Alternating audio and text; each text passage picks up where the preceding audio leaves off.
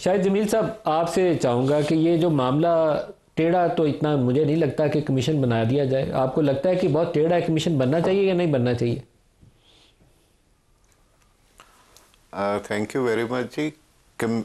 Commission बनना का जहाँ तक ताल्लुक़ है, अगर कानून में वो मौजूद और कुछ चीज़ें एम्बिगुअस हैं जिसमें क्लैरिटी नहीं है, तो कमीशन इसलिए बनाया जाता है कि लोगों को उस क्लैरिटी आ जाए कि उसमें कौन ज़िम्मेदार थे और कौन नहीं थे। तो मेरा ख्याल है इसमें तो कोई अना का मसला ना इनको बनाना चाहिए, गवर्नमेंट को।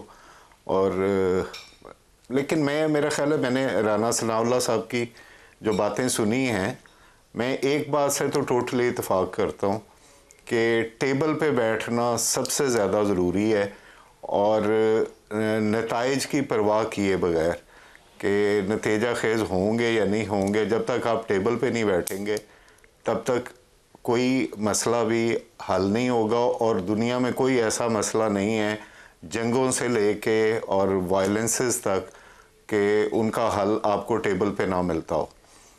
तो पहले तो मैं इस चीज़ को मैं इनकरेज करता हूँ, मैं राना साहब की बात को एंडोर्स करता हूँ। दूसरी बात मैं ये कहूँगा कि ये जो पॉलिटिकल प्रिजनर्स हैं, मैं तो इनको पॉलिटिकल प्रिजनर्स ही कहूँगा कि एक वो पॉलिटिकल काज के नहीं निकले, देवर आइदर मिसलेड और देर वाज कॉन्स्पिरेसी, या दोनों तरफ से जो चीज़ें हैं उनको पहली तो रिलीज़ करना चाहिए, गुडविल गवर्नमेंट को देना चाहिए। और गवर्नमेंट का हमेशा पेरेंटल रोल होता है, गवर्नमेंट को अपना वो रोल अदा करना चाहिए।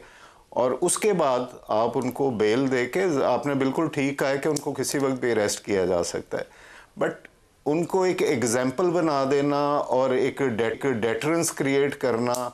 और ये पैटी लोगों को, मैं अभी कल परसों देख रहा था नेट के ऊपर कंपैरिजन, जो यूनाइटेड स्टेट कैपिटल हिल पे हमला हुआ, उसके बाद 2024 के रॉयट्स हुए यूके में, तो उन सारे लोगों को आम अदालतों में प्रोसिक्यूशन ने इतने बेहतर तरीके से उन केसेस को हैंडल किया, आम अदालतों के पास रखा और उनको सज़ाएं हुई, दुनिया ने उसको देखा वेरी ट्रांसपेरेंट वे।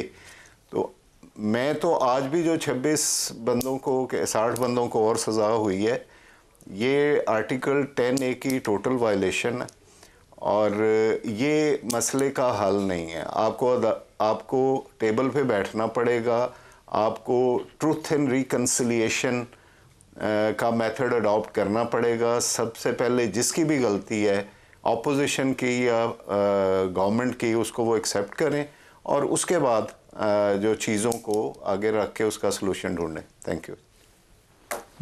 अहमद उवैस साहब, आपसे भी इसके ऊपर राय चाहूँगा। पहले तो ये तश्कील जो कमीशन किया उसके ऊपर राय दे दीजिए, फिर सियासी कैदियों की रिहाई, दो बड़े मुतालबात हैं पाकिस्तान तहरीक इंसाफ की जानिब से।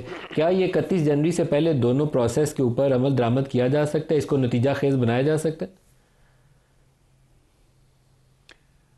देखिए, बात यह है कि अगर नीयत हो, अक्रॉस द टेबल आप बैठे हुए हैं और अगर नीयत है कि मैटर को रिजॉल्व करके ही हमने फारिग होना है, तो कोई मुश्किल काम नहीं है। ज़रा बराबर भी मैं आपको ये कह दूं कि कोई मुश्किल नहीं है, क्योंकि कमीशन का बनाना जो है वो किसी एक की फेवर में तो नहीं है। ये तो सॉर्टिंग करनी है आपने। कमीशन बनेगा तो वो ये बता देगा कि भाई कौन कौन लोग हैं ये और कैसे कैसे मुलविस हैं। ये आदमी जो जिन जिन लोगों की निशानदही की गई हुई है, वो इसमें इतने पीटीआई के लोग हैं, इतने पीटीआई के नहीं है, और फिर उनकी बाद में डिटेल सामने आ जाएगी कि वो किन किन जगहों से कहां से ताल्लुक रखते हैं। इसी तरह से इसलिए ये जब तक, और वो लोग आज से 1.5 साल पहले से वो जेल में है। क्यों? ट्रायल भी नहीं हुआ, कुछ भी नहीं हुआ, जेलें काट रहे हैं बैठे हुए। ये कैफियत है जो फ्रस्ट्रेट करती है सूरत हाल को। और उसके बाद फिर आपने फौजी ट्रायल देखिए। मैं आपको बताऊं, कमीशन जब इन चीजों की निशानदेही कर देगा ना, तो किसी के पास जवाब नहीं रहेगा। इमरान खान तो पहले भी कह चुके हैं, आज से 2-2.5 महीने पहले उनकी स्टेटमेंट बड़ी क्लियरली आई थी और वो बताई भी गई थी सारे मीडिया के ऊपर, कि उन्होंने कहा था कि भाई जो आप कमिश्नर बना लें, हमारे जितने लोग मुलव्वस पाए जाएंगे हम उनके लिए माजरत भी करेंगे, हम उनके लिए अपोलोजाइज भी करेंगे और हम कोई रुकावट नहीं पैदा करेंगे। अगर उनका ट्रायल आप करेंगे तो ट्रायल करें, लेकिन फौजी ट्रायल जो है इसकी हम मुखालफत करेंगे कि ये अभी शायद जमील साहब ने जैसे अभी आपके सामने बात की है कि ये आर्टिकल 10A की सीरियस वायोलेशन है कि fair trial and due process of law को आप बुलाकर आप बंद कमरे के अंदर ना किसी को right of cross examination proper दें और फौजी ट्रायल करके ये कर दें। इसका एक दूसरा बड़ा नुकसान है जो मैं आपके सामने इसकी निशानदेही करना चाहता हूं, और वो ये है कि जब आप अपने ही सिविलियन का फौजी ट्रायल करेंगे तो क्या होगा, हीरो का रोल है। राना साहब, मैं इसके ऊपर आपसे भी राय चाहूँगा, क्योंकि ये जो फेयर ट्रायल वाला मामला है ये पाकिस्तान में तो ये दो हमारे बड़ी मोतबर नाम है जो इसके ऊपर एतराज़ उठा रहे हैं। बैनुल अक़वामी सतह पर भी इसके ऊपर एतराज़ सामने आया। नहीं, बैनुल अक़वामी सतह पे 5 दिन में 7 साल कैद सुना दी जाए, ये कौन सा फेयर ट्रायल है? 15 दिनों में 18 साल कैद की सज़ा सुना दी जाए इस बात पे कि इस आदमी ने कैपिटल हिल में दाखिल होकर मेज़ पे पाँव रखा था। तो 15 दिनों में कौन सा फेयर ट्रायल है? हमारा जो फेयर ट्रायल है यहाँ पे तो 15 दिन में गवाह के ऊपर जरा नहीं मुकम्मल होती, वकील का वकालतनामा नहीं फाइल होता। तो 1.5 साल में ट्रायल मामला ये है कि हमारा जो क्रिमिनल जुडिशल सिस्टम है वो बिल्कुल यानी उस स्टेज पे है कि वो डिलीवर कर ही नहीं सका, ना वो कर सकता है। यहाँ पे जो है वो यानी आम अदालत में तो छोड़े, एंटी टेररिस्ट कोर्ट में केस जो है वो 5-5 साल चलते हैं और उसके बाद भी जाकर उनके जो है वो फैसले नहीं होते। अपीलों का जब सिलसिला शुरू होता है तो सुप्रीम कोर्ट तक पहुंचते पहुंचते आपको 15-15, 20-20 साल लग जाते हैं। लोग कैद की सज़ा पूरी करके घर चले जाते हैं, उसके बाद उनकी अपील जो है वो सुनवाई के लिए लगी होती है। आप मुझे बताएं कि जो ये लंदन में जो राइट्स हुए हैं उनमें जिस आदमी को ट्वीट करने के ऊपर 7 साल सज़ा हुई है 5 दिनों में, वो 5 दिनों में कौन सा फेयर ट्रायल वहाँ पे जो है वो उन्होंने किया है? मामला यह है कि उनका जो क्रिमिनल अपना सिस्टम है, जुडिशल सिस्टम है, उन्होंने उसको रिफॉर्म कर लिया है। यहाँ पे ऐसे ऐसे स्टेक होल्डर्स आप उसको हाथ नहीं लगा सकते।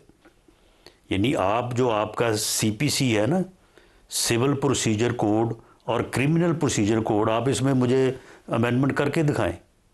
आप अमेंडमेंट नहीं कर सकते। आप ये पीका एक्ट में या जो दूसरे जो लॉज हैं उनमें आप वो चीज़ें जो है वो अमेंड करने का आप सोचें, उसके बाद देखें कि क्या जो है वो सूरत हाल पैदा होती है। मामला ये है कि सर इन सारी बातों की जस्टिफिकेशन ये नहीं हो सकती कि इसलिए मिलिट्री कोर्ट्स बनाए। नहीं तो इनकी आप नहीं सुन लेना, एंटी टेररिज्म कोर्ट्स नहीं आपके पास, सुन ले। हाँ, तो एंटी टेररिस्ट कोर्ट जो है वहाँ पे जो है वो कोई केसेस जो हैं एंटी टेररिस्ट एक्ट कहता है कि 7 दिन में केस का फैसला होगा।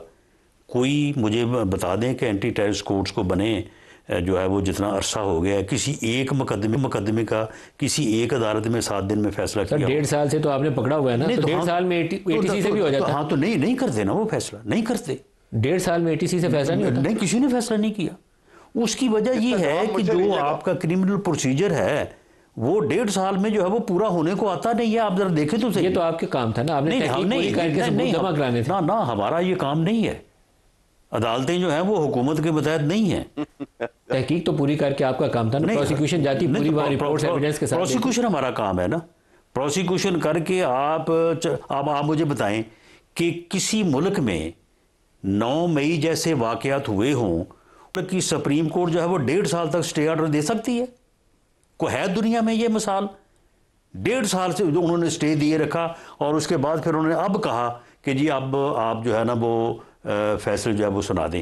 देखिए मामला ये है कि अगर मिलिट्री कोर्ट से फैसला सुनाने के ऊपर है, ये इशू ऐसा है जिसके ऊपर अभी भी दुनिया सारी सवाल उठा रही है। नहीं, दुनिया आप अपनी अदालतों से सलाह दिलवा सकते हैं। नहीं, मामला ये है कि दुनिया जो सवाल उठा रही है, दुनिया को यहाँ के हालात का पता है। यहाँ पे आप मुझे बताएं कि बलूचिस्तान में जब बसों से उतार के लोगों को लाइन में खड़ा करके शनाख्ती कार्ड चेक करके उनके बच्चों, उनकी फैमिली के सामने जो अब गोलियां मारी जाती हैं, और हम कहते हैं पूरी कौम कि जी इंसाफ के कटहरे में लाएंगे। वहाँ पे कोई इंसाफ का कटहरा आप कायम कर सकते हैं? कोई इंसाफ का कटहरा वहाँ पे जाके लग सकता है वहाँ पे? तो फिर वहाँ पे अगर मिलिट्री कोर्ट नहीं बनेगी तो क्या बनेगा फिर? यूरोपियन यूनियन के कहने के ऊपर आप लोग हैंगिंग नहीं करते। नहीं, सुन लें, आप हैंगिंग नहीं करते, सजाए मौत नहीं देते, क्योंकि वहां से तशवीश आती है। यूरोपीय यूनियन जो है, यूरोपीय यूनियन को क्या पता कि वहाँ पे जो है वो बलूचिस्तान में जो है वो क्या हालात हैं? वहाँ पे कोई इंसाफ का कटहरा जो है वो कायम किया जा सकता है या नहीं किया जा सकता? और पूरी कौम हम कहते हैं जी इंसाफ के कटहरे में पेश करेंगे। मामला ये है कि अगर कोई आदमी कंटोनमेंट में घुस के एक अदारे के जो है वो उसकी दफाई तनसीबात पे, उनके घरों पे जाके घुस के वहाँ पे दफाई तनसीबात को भी नुकसान पहुँचाए, लूट मार भी करे, आग भी लगाए, आप मुझे बताएं कि उसका फिर मिलिट्री एक्ट में चलान नहीं होगा तो किस में होगा? और मिलिट्री एक्ट का जो चलान है वो मिलिट्री कोर्ट में नहीं चलेगा तो कहाँ पे चलेगा? वो ट्रैफिक मजिस्ट्रेट के चलेगा। आपके ख्याल में ये जो 85 लोगों को मिलिट्री कोर्ट्स ने सजा दी, ये सही काम किया? तो भाई वो मिलिट्री एक्ट के वो जो अपना आर्मी एक्ट है उसके तहत चलान हुए हैं ना। आप मुझे बताएं कि जो उस इलाके का सबसे यानी बड़ा कमांडर था, उसके घर में वो घुसे, उसके घर में घुस के सूबाई तनसीबात की उन्होंने लूटमार की, उसके घर को आग लगाई, उनका भी ट्रैफिक कवानीन के तहत चलान करते, आर्मी एक्ट के तहत ही चलान होना था। तो आर्मी एक्ट जो है, सुन लेना, आर्मी एक्ट जो है वो मिलिट्री कोर्ट में नहीं चलेगा तो कहाँ पे चलेगा वो? और फिर आप यूरोप वालों को ये बताएं ना कि यहाँ पे जो आपने बताया, सुन लेना, हम बताएंगे बिल्कुल बताएंगे। और दूसरी बात ये है कि जो सजाएं हुई हैं, क्या वो जुडिशियल रिव्यू जो है वो हाई कोर्ट की एम्बिट से बाहर है?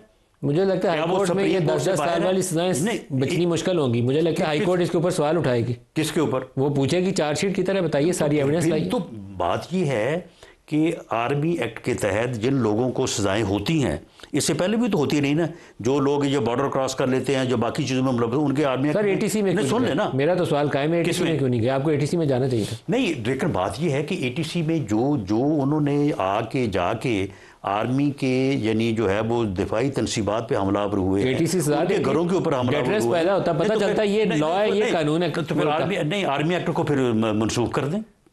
वो 1952 से वो 70 साल से क्या कर रहा है? वो 2 लोग हैं ना फौज, वो अगर वो वैलिड आर्मी ट्रायल करती, 2 जो फौज के लोग नहीं, बाकी सिविलियंस को आप लेके जाते नहीं, उसमें है ये जो अपना जो सिविलियन मिलिट्री कोर्ट्स में ट्रायल होते हैं वो फिर किस लिए होते हैं? आर्मी एक्ट के तहत। सर वो एक आपने प्रोविजन डाली थी 2014 में, जेट ब्लैक नहीं 2014 जो लोग कोई यानी मिसाल के तौर पे, मैं उस वक्त वहाँ लाहौर जो है वो मैं ये मनशियात के मुकदमे में जेल में था, वहाँ पे एक आदमी आया 4 साल उसको सजा हुई थी मिलिट्री कोर्ट से, तो उसे कहा भी क्या हुआ? उसने कहा कि मैं बॉर्डर क्रॉस करके चला गया था, लेकिन गया तो मैं फलां मकसद से था, लेकिन मुझे कहा गया कि तुम नक्शे लेके गए हो, तुमने वहाँ पे कोई इन्फॉर्मेशन जो है वो पास ऑन की है।